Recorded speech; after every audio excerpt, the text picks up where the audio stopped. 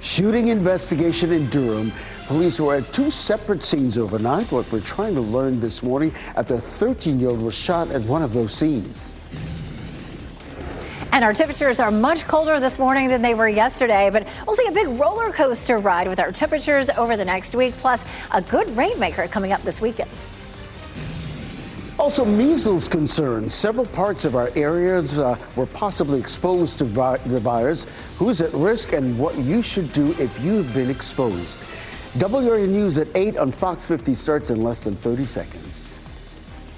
At Leith Honda in Raleigh and Auto Park Honda in Cary, we make your buying process easy. And with every new car purchase, you'll enjoy complimentary oil changes and exceptional service. It's no wonder we've earned so many 5-star reviews. You'll also get peace of mind pricing with every used vehicle, and if it's not the perfect fit, no problem. Bring it back within 3 days for an easy exchange. Visit our showroom at Auto Park Honda in Cary or Leith Honda in Raleigh. It's easier here. Live from WRAL News Headquarters in Raleigh, your number one source for local news. WRAL News, coverage you can count on. Good morning. So happy you're with us here in the 8 o'clock hour. We're following those situations involving those measles exposure, not to mention that breaking news that we just shared with you in Durham. But let's start with meteorologist Elizabeth Gardner, the WRAL Severe Weather Center.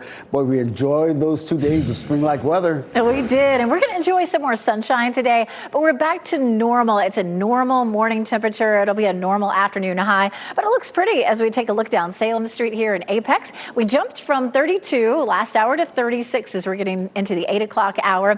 Temperatures are beginning to climb elsewhere too. It's 42 in Fayetteville, it's 31 in Goldsboro, and 34 in Roxborough. But still, these temperatures are about 15 to 20, 25 degrees colder than this time yesterday.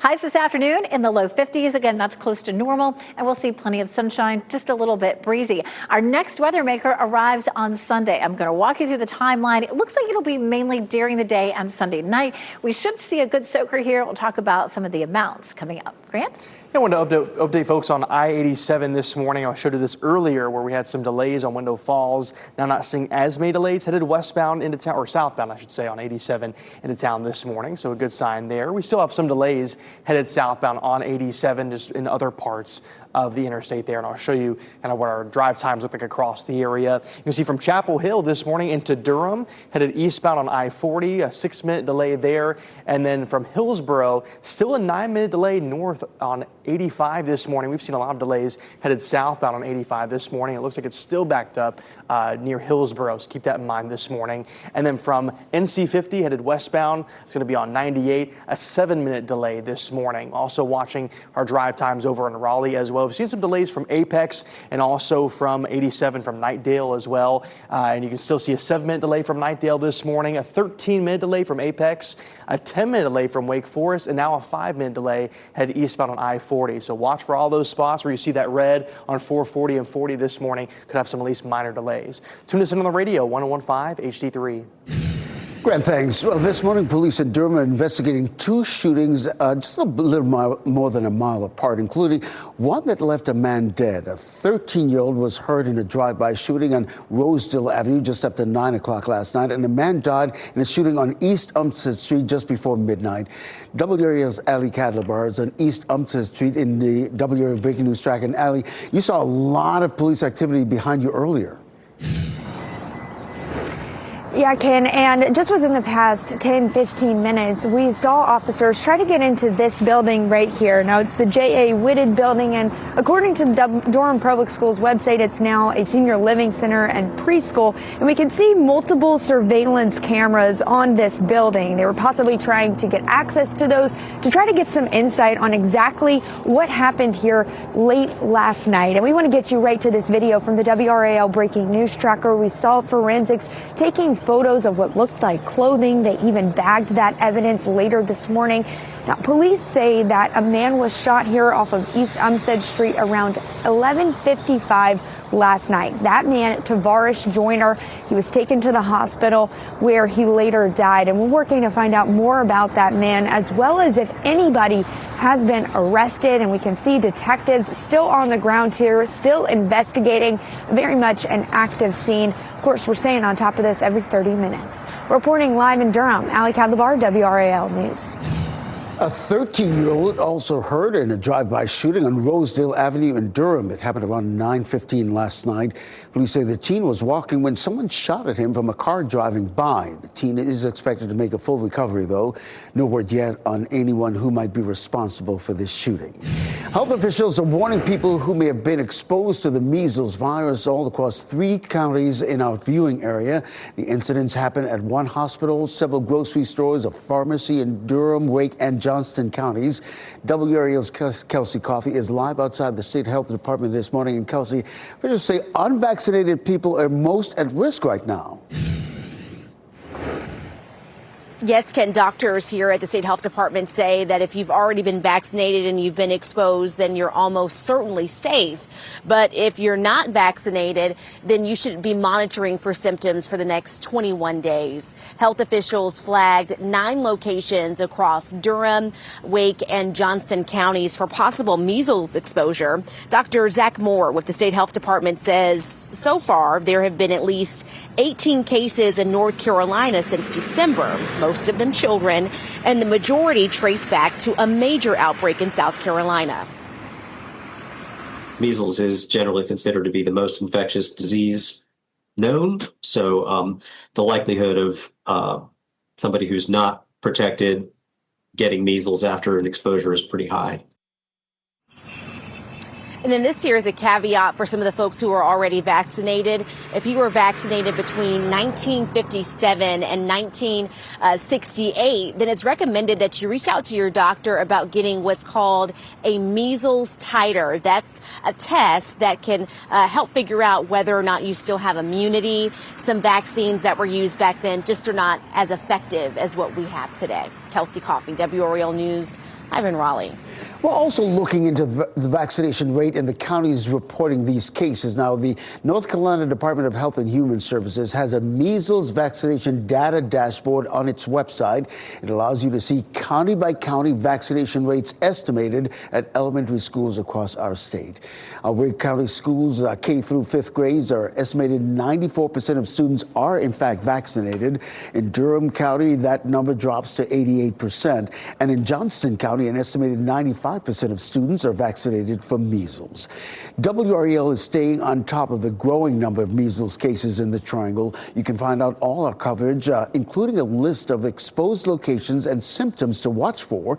Just search the word measles on WRAL.com or in our WRAL News app. Happening today, closing arguments are expected to get started in the Austin Thompson sentencing hearing. Here's what we expect today. Closing arguments could take several hours. Thompson's defense will call all remaining witnesses. We also expect a full day of court. It was cut short yesterday because the defense's witnesses could not make it. Now, WRAL will be in court today, and you can catch up on all our coverage up until this point on the WRAL YouTube channel. You can watch today's sentencing hearing on WRAL.com. We're also following the latest developments this morning in the search for Nancy Guthrie. Authorities are now expanding their search in southern Arizona. The FBI office in Phoenix says it has begun searching along roadways in Catalina foothills. That's just north of Tucson. And now new video shows agents walking along roads, knocking on doors, and speaking with neighbors less than a mile from her home. Late Tuesday night, we learned the law enforcement questioned a possible person of interest. That person was released, and he has denied any involvement in Guthrie's disappearance. Guthrie has been missing for nearly 2 weeks now. The FBI is offering a $50,000 reward for information to help find Nancy Guthrie. WRAL has been following new developments in this case since the beginning. You can find our extensive coverage on the WRAL YouTube page. Just search Nancy Guthrie. New this morning, a 17-year-old was arrested and accused of shooting at deputies in Robeson County. It happened yesterday afternoon. Deputies received reports of 2 homes being shot into. One person was shot. She was airlifted to a nearby hospital. Deputies say the person responsible ran into some nearby woods. When deputies tried to approach him, the teen fired several shots at them. He was taken into custody shortly after. He is now facing several charges, including attempted murder. Now, coming up at 8:10, tense moments on Capitol Hill. Yeah, I already told you that. This is where he's listed as a co-conspirator. Can I finish my answer? Come on. Let me finish my answer. You're about to give is true and correct to the best of your knowledge, information. U.S. Attorney General facing tough questions from lawmakers over the handling of the Epstein files, the questions surrounding names that were redacted and then later unredacted. Also, data center ban, the concerns that are prompting leaders to pump the brakes on development plans for now. And it's definitely a colder start. This afternoon will be cooler, too, with high temperatures back into the 50s. Coming up for the weekend, we warm up slightly, but we'll also end up with a chance for rain. I'll let you know when it starts and how much we'll see.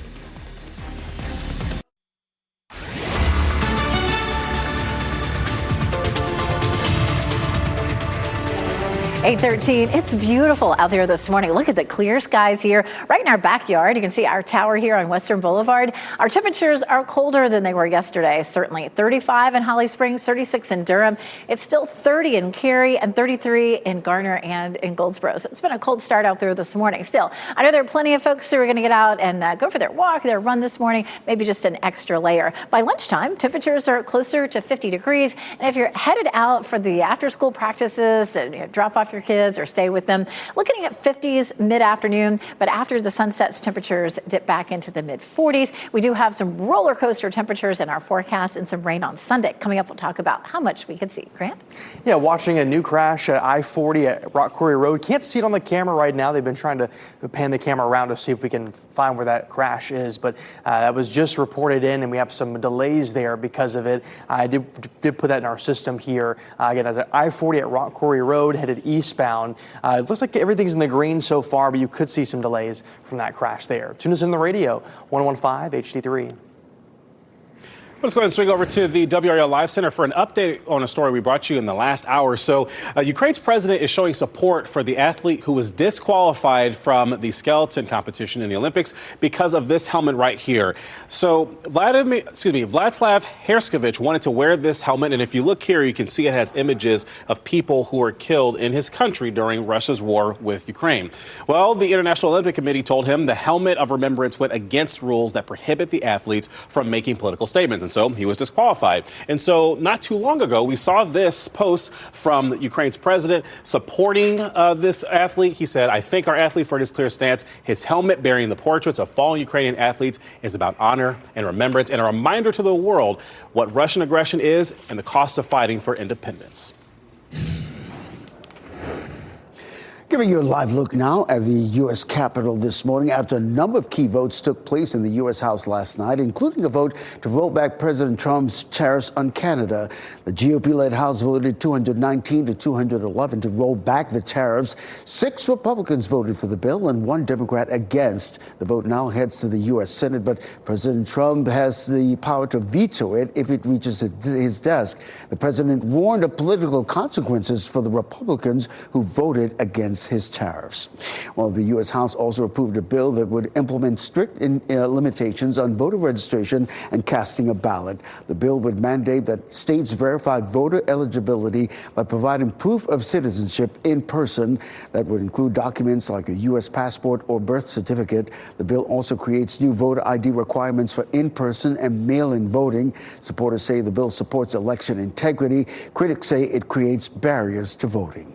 Well, there were several heated moments on Capitol Hill as well when U.S. Attorney General Pam Bondi testified at a DOJ oversight hearing. She answered questions on several hot-button issues, including about the Trump administration's handling of the files related to convicted sex offender Jeffrey Epstein. The Department of Justice recently released millions of more pages of documents related to Epstein, and she clashed with Republican Congressman Thomas Massie over one recently unredacted name, in particular billionaire Les Wexner. I believe Wexner's name was listed more than 4,000 times. Yeah, I already told you that. This is where he's listed as a co-conspirator. Can I finish my answer? Within 40 minutes, you asked me a question. Within 40 minutes, Wexner's name was added back. Within 40 minutes of me catching you red-handed. There was one redaction out where of he's over listed as a co-conspirator. Wexner was listed as Epstein's money manager. A representative for Wexner says he fully cooperated with the investigation and was never told that he was a co-conspirator. Critics are urging more transparency in releasing additional files and uncovering certain redactions. Well, data centers and crypto mining have been banned in Chatham County for at least the next year. The Board of Commissioners approved the moratorium last night. This was all in anticipation of interest in data centers, and there are some major concerns about water and energy usage. The moratorium goes through February 11th of next year. Well, state law enforcement leaders will be in Raleigh today, where they're expected to push for more funding as agencies deal with staffing shortages. Leaders of the State Highway Patrol, the State Bureau of Investigation are set to appear before a state committee on public safety. They're expected to push for more money to help recruit and retain officers. This comes after State Auditor Dave Bollick told lawmakers that the State Highway Patrol's starting salary is lower than many other law enforcement agencies in our state. That's creating competition between the state and cities. Check the NC Capitol section of WRAL.com for updates from this committee hearing.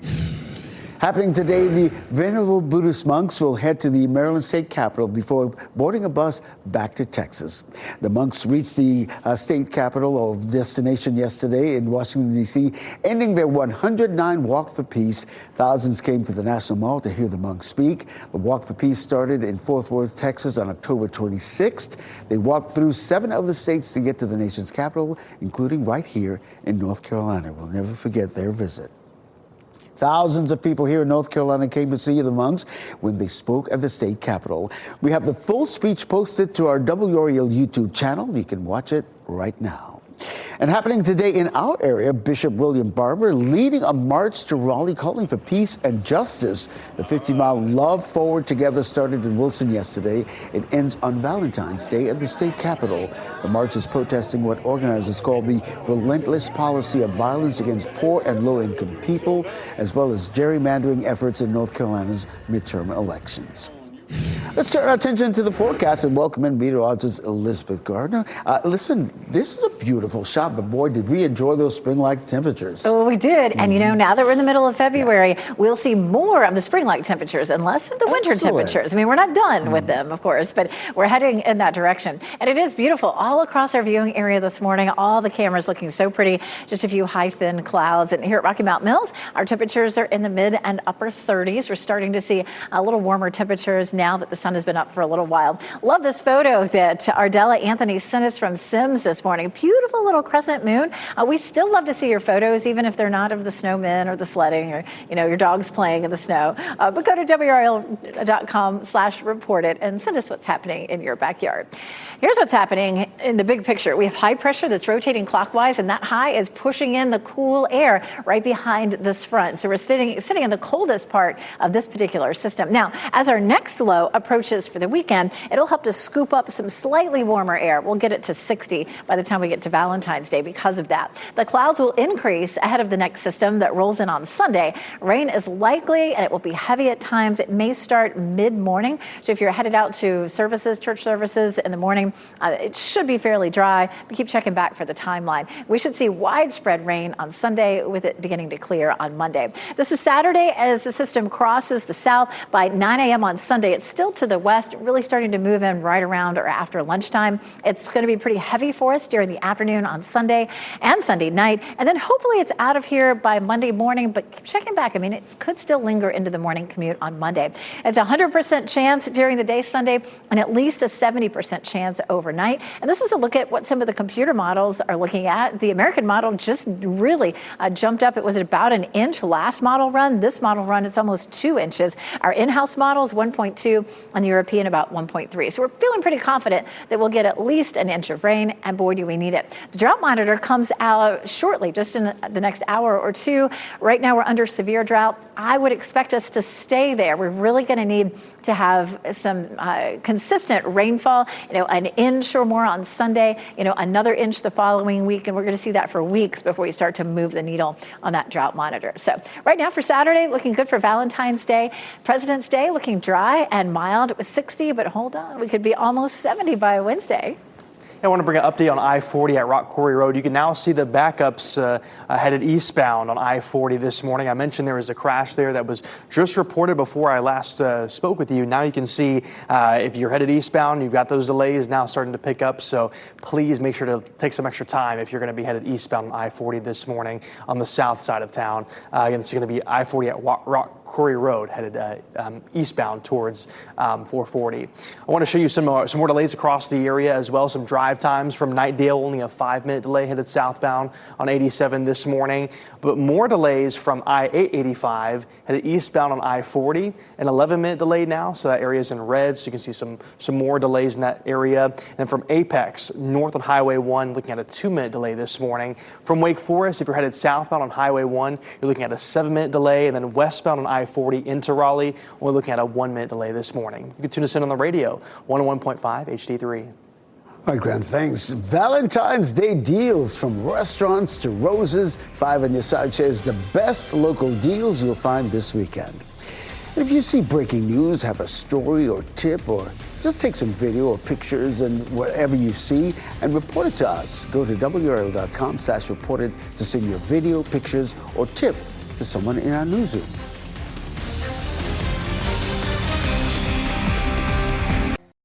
Are tuned to WRAL News Plus on your radio in Raleigh on 99.3 FM, in Durham 96.5 FM, and everywhere on 101.5 HD3. Good morning at 8:26. Let's get right over to meteorologist Elizabeth Gardner in the WRAL Weather Center, tracking how the forecast is shaping up. Definitely colder this morning, but really looking beautiful. This is, of course, a live look over downtown Raleigh across the Legislative Building. The flags are nice and still, but we could see some winds gusting to 15 to 20 miles per hour later this afternoon. 35 in Roanoke Rapids, 36 in Raleigh, 35 Goldsboro, 37 Rocky Mount. Starting to see those temperatures warm up, and it will be a mild afternoon, really close to normal with highs in the low 50s and lots of sunshine. Grant? Yeah, another check on I-40 this morning. You can now see delays not just in the eastbound lanes, but also the westbound lanes this morning. It looks like there might be another crash that's near Lake Wheeler Road this morning. So you can see both westbound and eastbound lanes. We have these areas in red. So if you can avoid I-40 on the south side of town, that they've got a big backup there, both the westbound and eastbound lanes. So try to avoid that if you can this morning. Drive times are looking a lot slower on 40 and also parts of 440 this morning. Tune us in the radio, 101.5 HD3. Grant, thanks. Durham police are investigating after a man was shot and killed. It happened on East Umstead Street just before 12 midnight. A video from the WRAL Breaking News Tracker shows the area where police say they found 47-year-old Tavares Joyner. Officers are searching for the person responsible. 9 locations across our area have been flagged for possible measles exposure. Doctors say if you're vaccinated and have been exposed, you're more likely than not okay. But if you're not vaccinated, you'll need to monitor for symptoms for the next 21 days. Next on Fox 50, how Wake County student athletes are framing the discussion around mental health. And coming up on Today, America's Olympic sweethearts, Madison Choke and Evan Bates.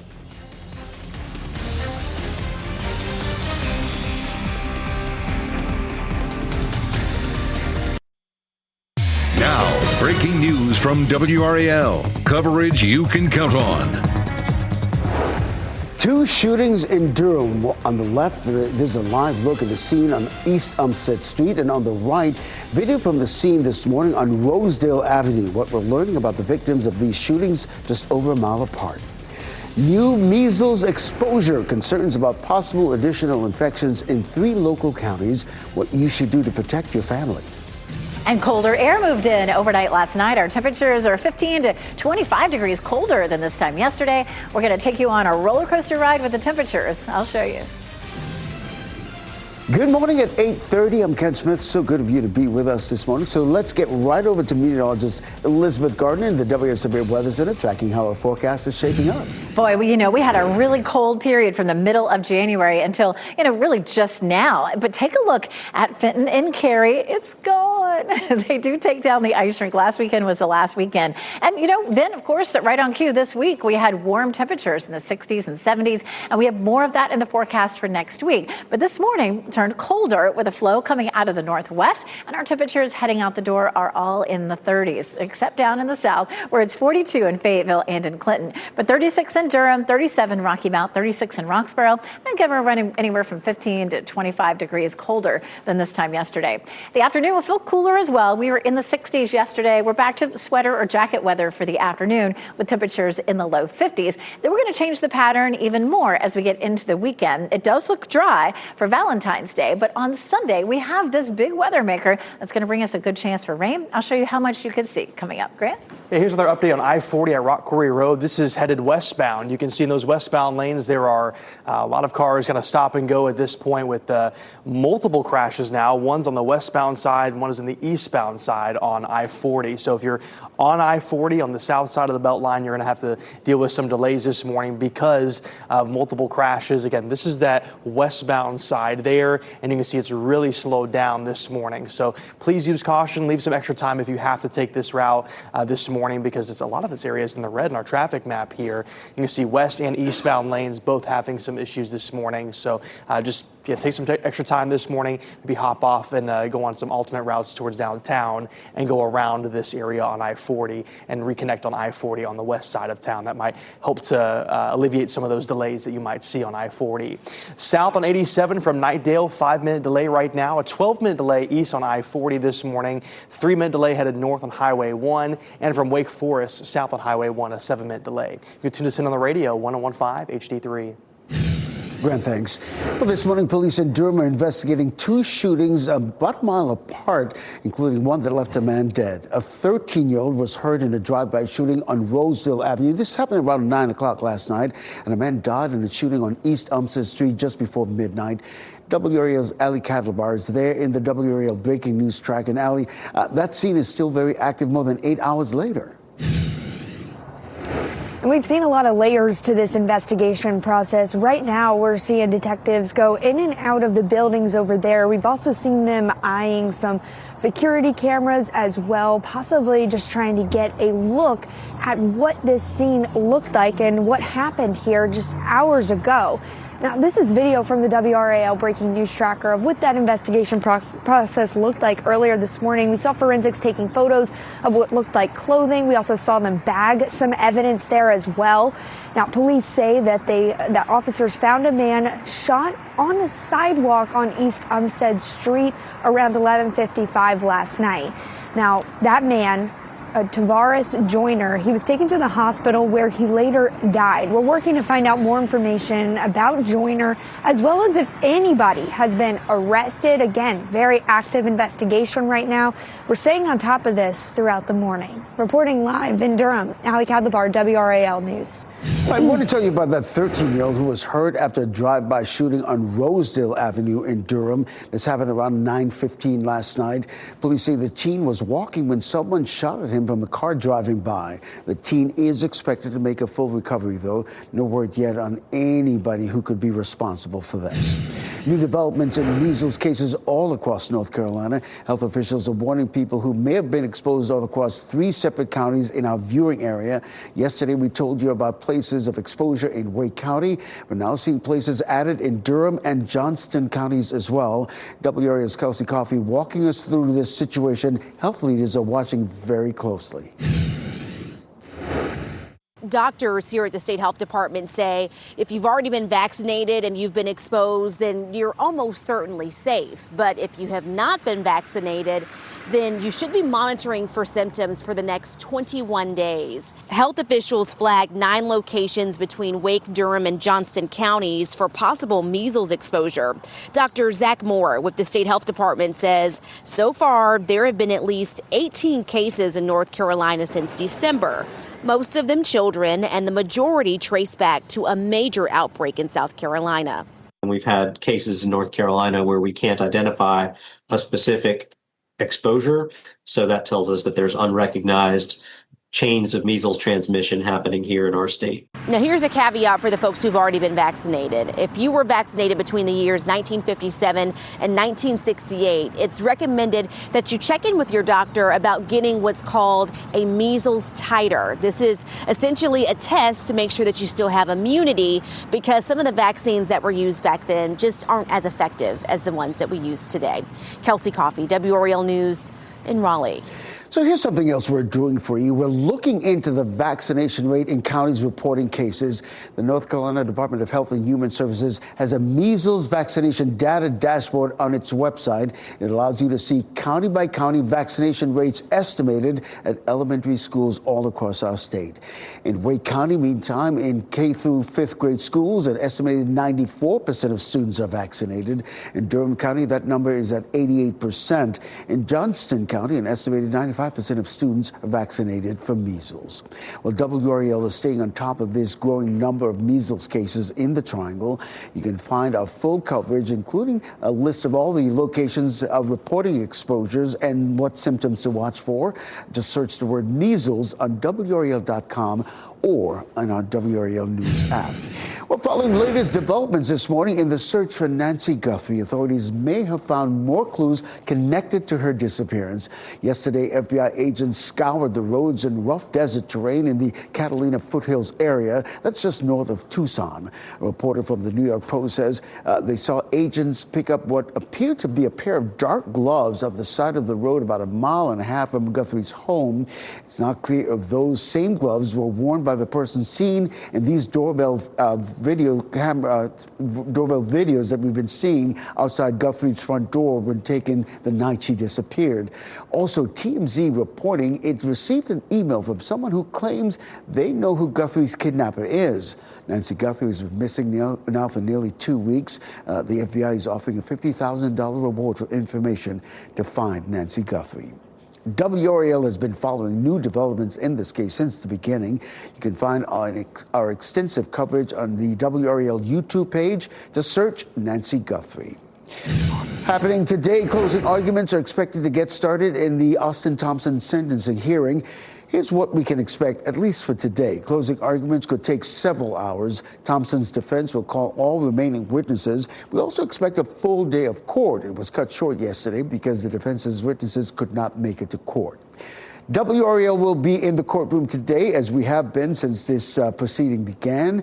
You can get caught up on all our coverage on the WRAL YouTube channel. You can also watch today's sentencing hearing on WRAL.com. Polls are now open for in-person early voting for the 2026 primary elections. This year's election features races for an open U.S. Senate seat as well as every U.S. House and state legislative district. Many voters will also be asked to choose local prosecutors, sheriffs, and other city and county leaders. This is all ahead of the November general election. For important dates and other details on how, when, and where to vote, just go to our website, WRAL.com. A man was hurt after Cumberland County Sheriff's deputy hit him with their cruiser. This is video from around 8 o'clock last night on Clinton Road where this happened. This is right outside Fayetteville. The sheriff's office says the deputy was responding to a report of a missing person. While on their way to look for that person, the deputy struck a man with their cruiser. The man who was hit has major injuries, according to the sheriff's department. The State Highway Patrol searching for a man they say ran after a high-speed chase in Durham. The chase ended with a trooper's cruiser in a ditch. Sky 5 flew over the scene along Highway 55 yesterday afternoon. Highway Patrol says a trooper was trying to stop an SUV on Riddle Road for seatbelt and registration violation. The SUV took off and troopers tried to stop it using a pit maneuver. The driver got out of the SUV and ran away. Investigators say they do know the name of the driver, but have not shared who that person is.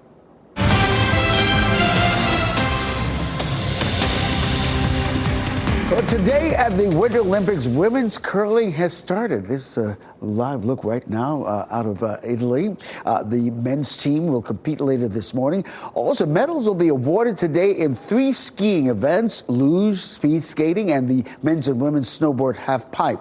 And then Team USA men's hockey plays its first game this afternoon, taking on Latvia. And taking a look at the medal count right now, the home country, Italy, taking the lead this morning with 14 medals. Norway is just behind with 13. The USA now third with 12 medals. Austria and Japan rounding out the top 5. Time now 8:40. Valentine's Day deals. 5 on your side, sharing the best local deals to help you show your love without breaking the bank. And love is in the air. We're showing you a special wedding in North Carolina with an extra sweet ceremony.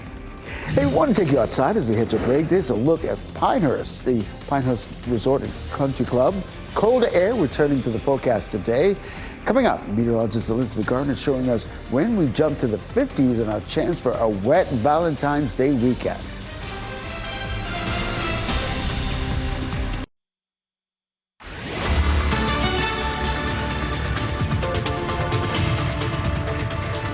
.44, it is beautiful all across our viewing area this morning with gorgeous blue sky, just a few high thin clouds. This is a look at Zebulon this morning, where temperatures are definitely colder than this time yesterday. But we're starting to warm on up through the 30s. We'll hit 40s in another hour or two. It's already 42 in Fayetteville, 36 in Durham, 31 in Cary, 35 in Garner, 33 in Goldsboro right now. It's still going to be fine to go to the park. Yesterday we made it into the 60s. It'll be at least 10 to 15 degrees cooler this afternoon, but with the sunshine, it'll feel fine. High temperatures are in the low 50s. Coming up, we're going to talk more about our potential for some rain over the weekend, mainly Sunday. Grant?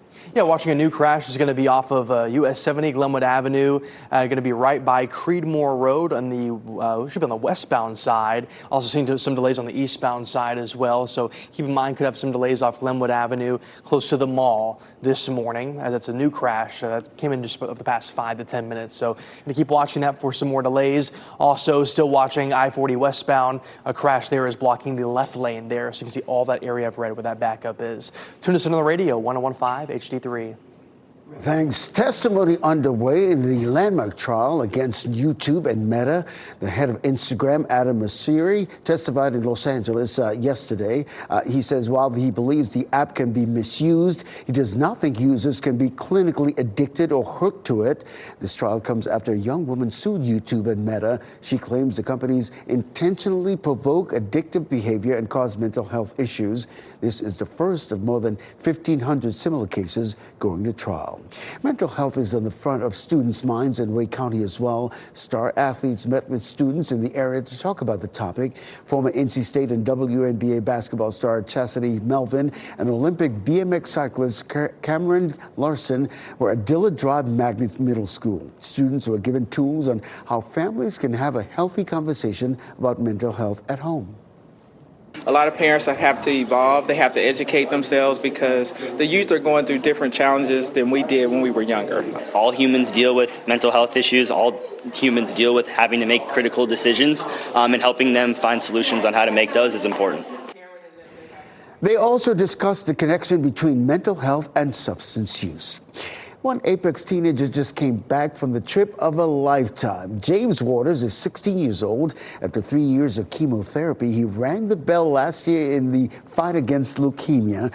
This year, he and his family were given a trip to the Super Bowl thanks to the Make-A-Wish Foundation. They joined 23 other Wish kids and families for the VIP experience. It's something Waters will never forget. If you're getting to Make-A-Wish, you've obviously been through some pretty bad stuff.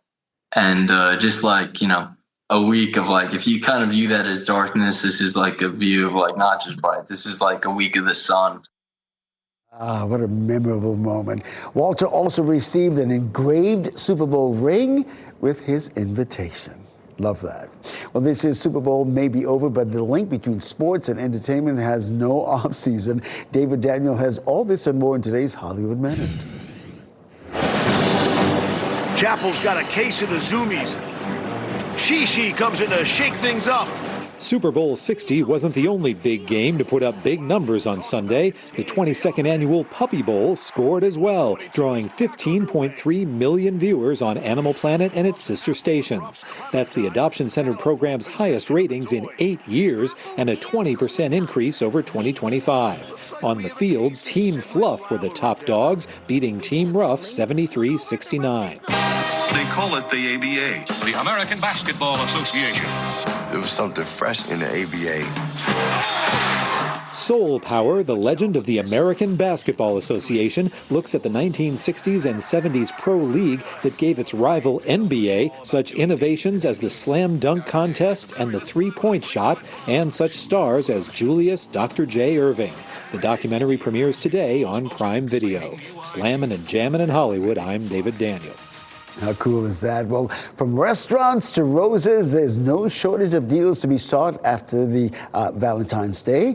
Chris Lovingood monitoring some of the best local Valentine's deals you'll find this weekend. Chris? Well, I'll tell you what, Ken, WRAL Smart Shopper has been looking into the best deals so that people watching this right now can know where they can go to get the best deals on Valentine's Day weekend. Let's go ahead and bring up some of these. So if you're looking for a fine dining experience, well, Mary Perry's Steakhouse might be for you. It's offering a Valentine's dinner for two starting at $199 per couple for to-go orders and $219 for dine-in. Then you have some fun options like Papa John's, for example, bringing back its heart-shaped pizza available in pepperoni or cheese for $11 at certain locations. Another classy location, Waffle House. I'm teasing. But seriously, though, it does have a Valentine's Day dinner, and it's actually very popular. But keep in mind, you do need to make a reservation. Now, let's say you're trying to save money on some flowers. Well, many of the grocery stores that we're about to talk about might be your best bet. Here's a look at the snapshot here of the deals that we found on dozens of roses. Let's begin with the first one here. The cheapest is $10.99 at Trader Joe's and $14.99 at Lidl. Then you have Wegmans and Publix and Food Lion all having a dozen roses prices at around $24, so keep that in mind. Now, I just listed off a lot of information for you. Don't worry, though. If you go to WRAL.com and go to WRAL's Smart Shopper page, that is how you can get information on what I just talked about and a little bit more, and hopefully you have a good Valentine's Day this weekend. Yeah, no doubt. A New Bern, North Carolina couple proving love really can be very sweet. Reagan Baker and Isaiah McKinley exchanged vows at Cow Cafe in New Bern. The couple says the ice cream shop has always held a special place in their hearts. It's where they met and had their first date just about a year ago, and a spot McKinley visited often as a child with his grandmother. We're just like, oh yeah, we got married at the Cow Cafe, and people are like, what? Because you wouldn't think to get married in an ice cream parlor. I think it's great. It was the shop's very first wedding, making the day extra sweet for everyone involved. And we're in the WRAL Severe Weather Center with meteorologist Elizabeth Gardner. And I engaged, asked Amanda to marry me on stage at DPAC because that's where we have a lot of that's memories. So sweet, Ken. Yeah. I didn't know that. Yeah. So that was a fun thing for them to do. Absolutely. Boy, cooler weather now. Yeah, definitely. You know, we're almost in the middle of February, so we're getting to the point where it's going to go back and forth as we transition from winter to summer. So cooler temperatures this morning after a couple of warm days. We warm up slightly for Saturday for Valentine's Day, and it's shaping up to be a pretty good-looking day. And then the rain holds off until Sunday. It is much-needed rain. Just a few minutes ago, I checked the drought monitor. It's not in yet, but we'll keep our eye on it. If anything, today when it comes out, we could be looking worse. We could have some extreme drought in some places. We won't see any improvement until we have more and more days with rain like we see Sunday. So if we can keep that pattern going, we'll be in better shape. Right now, we're looking at RDU, clear skies, 36 degrees. We'll climb up into the 50s by early afternoon. But it's a chilly start this morning. It's 32 right now in Cary, 35 in Knightdale, 33 in Chapel Hill. And our temperatures are running 15 to 20 or so degrees colder than this time yesterday. Definitely a cooler afternoon, too. Highs in the low 50s in Raleigh and Durham, and 57 in Fayetteville this afternoon. A little breezy as well. Winds could be gusting anywhere from 10 to 15 to maybe up to 20 miles per hour through the afternoon.